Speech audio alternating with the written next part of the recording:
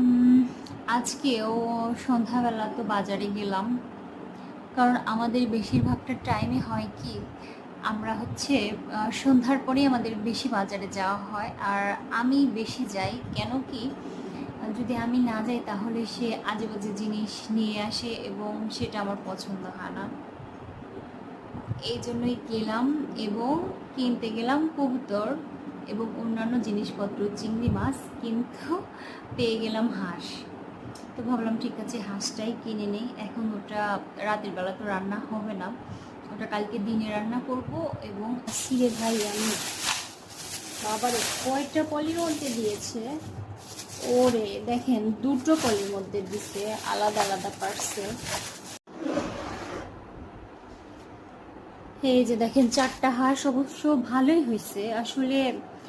খুব রিজনেবলের মধ্যে ছিল, তো এই জন্য চারটাই নিয়ে নিছি, কারণ ও তো খায় আর এবার শীতে তো সে খাতে।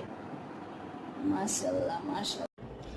চাইছিলাম সকাল সকাল উঠতে, কিন্তু ওঠা তো আর হলো না। কালকে রাত্রে যে হাঁসগুলো কিনে নিয়ে আসলাম, ওইগুলো এখন বের করে রাখছি। ওইগুলো এখন ঠিকঠাক করবো, রান্নাবান্না কখন হয় সেটা জানি না। এই যে দেখেন, সব কিছু আমি ভিজায় রাখছি। এই যে সব, এইগুলো আমার সব পরিষ্কার করতে হবে। চারটাই একবারে বেশি করে রান্না করে রেখে দিব। মেহু, হাঁসগুলো তুমি তাহলে পরিষ্কার করে দাও তো পাপা, আমার অনেক কষ্ট হয়ে যাচ্ছে। আমি ওইগুলো সব কিছু কষ্ট করে পরিষ্কার করতেছি, এখন সে লাস্টে এসে মনে হয় আমাকে দেখেন সাহায্য করবে। তুমি কি সাহায্য করতে চাও?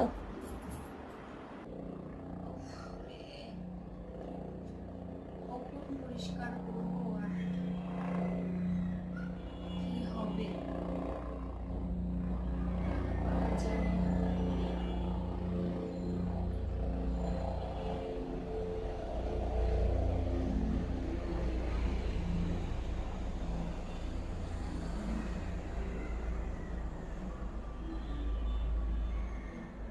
প্রেশার লাগছে বিশ্বাস করে, আমার খুব প্রেশার লাগতেছে।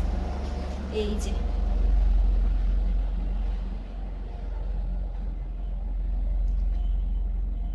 চারটে হাঁস, সর্বনাশ, কঠিন একটা ব্যাপার।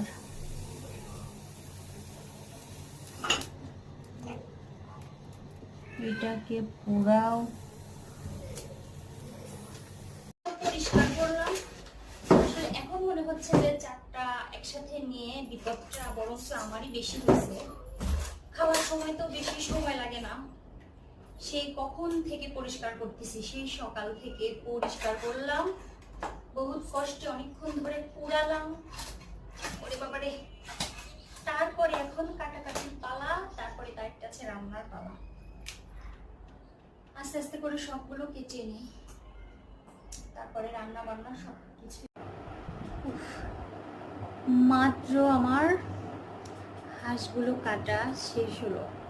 বিশ্বাস করেন, আমি মনে হচ্ছে উঠে দাঁড়াতেই পারবো না, সে কোন সময় বসছি।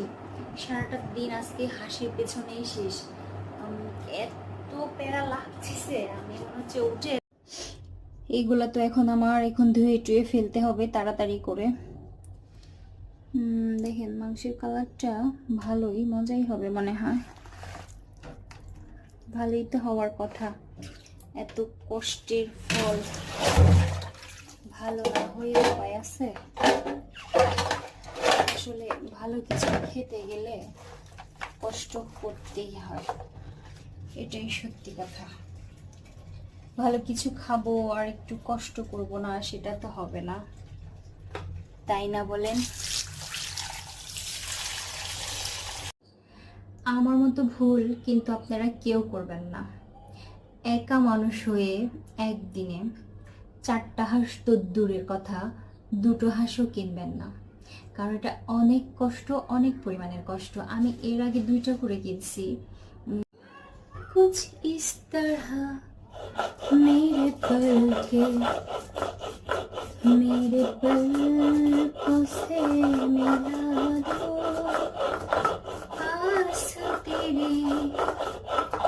से है मेरे पलकों से सजा दो। কি করবো, বাটাবাটি সারাদিন কাজ, বাটাবাটি ভালো লাগছে না, তাই রাতটা না মনে করার জন্য, মাইন্ডটা ঠিক রাখার জন্য গান গাইতেছি। বিসমিল্লাহ। আমরা তো সরিষার তেল খাই, বেশ অনেকটাই সরিষার তেল দেওয়া লাগবে, কারণ শীতকালের হাঁস আর গরমকালের হাঁসের মধ্যে কিন্তু আকাশ পাতাল পার্থক্য। শীতকালের যত ছোটই হাঁস হোক, তেলই দেওয়া লাগবে। এখনো গরম হয়নি এটা, তো জিরে ফোড়ন দেই।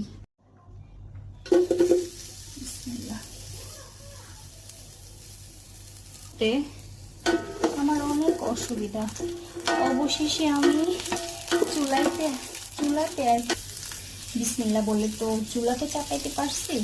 এটাই, পেঁয়াজটা আমার একদম লাল লাল করে ভাজা শেষ, বেরেস্তার মতো। কারণ কি, পেঁয়াজটা তো এই পর্যায়ে আমি যে মশলাগুলো, সব তো আমি মশলা আসলে এক জায়গায় আগে থেকেই মানে নিয়ে নেই, কারণ পরে যেন আমার প্রবলেম না হয়, এটাই আমার কাছে সুবিধা লাগে।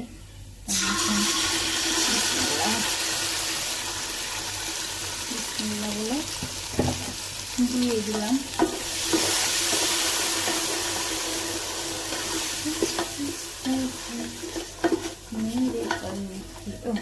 আজকে সারাদিন আজকে লাগছে কি যে কোরবানি, কারণ কোরবানির আমার মশলা তো পারফেক্টলি কষানো শেষ। আসলে মশলাটা যত ভালো কষাবেন, আমি বারবার একটা কথাই বলি, কারণ কি মশলাটা যত ভালো কষানো যায় তাহলে তরকারির ফ্লেভারটা তত ভালো হয়, কালারটা সুন্দর হয় এবং খেতেও স্বাদ লাগে, অন্যরকম লাগে। মশলা কষানোর মধ্যেই সব কিছু। এবং এটা কষাতে গিয়ে অতিরিক্ত পানি ইউজ করবেন না। এই মশলাটা যত গাঢ় করে কষাবেন, আপনি যদি চান যে তরকারির কালারটা আপনি গাঢ় করবেন, বিসমিল্লাহ দিয়ে দিচ্ছি মাংসগুলো, তাহলে কিন্তু মশলাটা আপনাকে অনেক কড়া করে কষাতে হবে, আদারওয়াইজ সেই কালারটা পাবেন না। আর ফার্স্টে পেঁয়াজটা একদম বেরেস্তার মতো করে নিতে হবে, না হলে কিন্তু পেঁয়াজটা যদি কোনো মতো করে করেন যে ভালো করে কালার আসলো না, পেঁয়াজটা বেরেস্তার মতো হলো না, তাহলে কিন্তু সেই তরকারিটারও সুন্দর কালার আসে না এবং কি হয় না জানেন, এবং ভালো ঘ্রাণও হয় না। পেঁয়াজটা মেন। বিসমিল্লাহ করে এটা দিলাম কথায় কথায়, গল্পে গল্পে।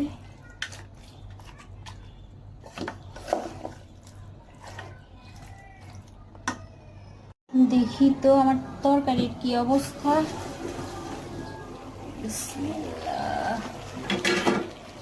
ফুটতেছে।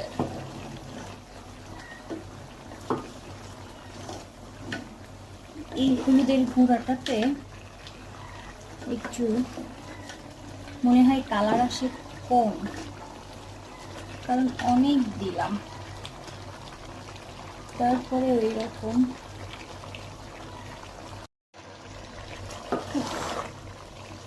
হাঁসের মাংস অনেকটা সময় লাগে, কখন থেকে কষাচ্ছি।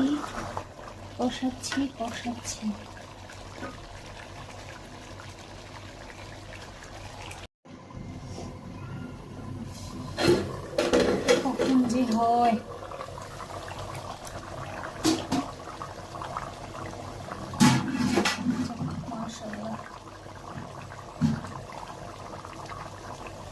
ভালোভাবেই হচ্ছে, প্রায় রান্না তো আমার প্রায় শেষ। সারাটা দিন খাবার আসলে কেন নিলাম এটা, যেহেতু আমগুলো পাকছে আর আম কাঁঠালের সময়, সবসময় গ্রামে দেখতাম বাড়িতে হাঁস মুরগি এগুলো রান্না করা হতো, বা আরও অনেক মাংসের তরকারি রান্না করা হতো, গরু, তারপরে হচ্ছে আম, দুধ, কাঁঠাল। তো আমি যতই ঢাকা থাকি তবুও আমার এগুলো করতে ভালো লাগে, কারণ আমি না করলে তোমার বাচ্চারাও শিখবে না, আর ওরা কি দেখবে বলেন।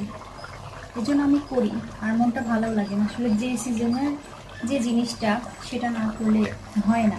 যেহেতু আমরা প্রায় তরকারিটা শেষ, এখন আমি অফ করে দিব। আমার প্রচুর গরম লাগছে।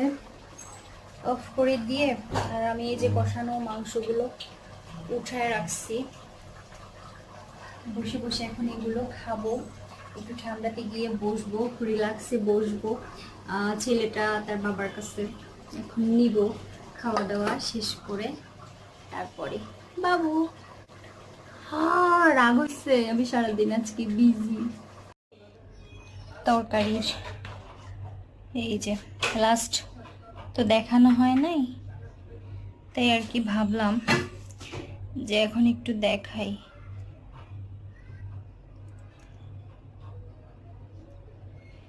এই যে দেখেন, মাশাআল্লাহ মজাই হয়েছে।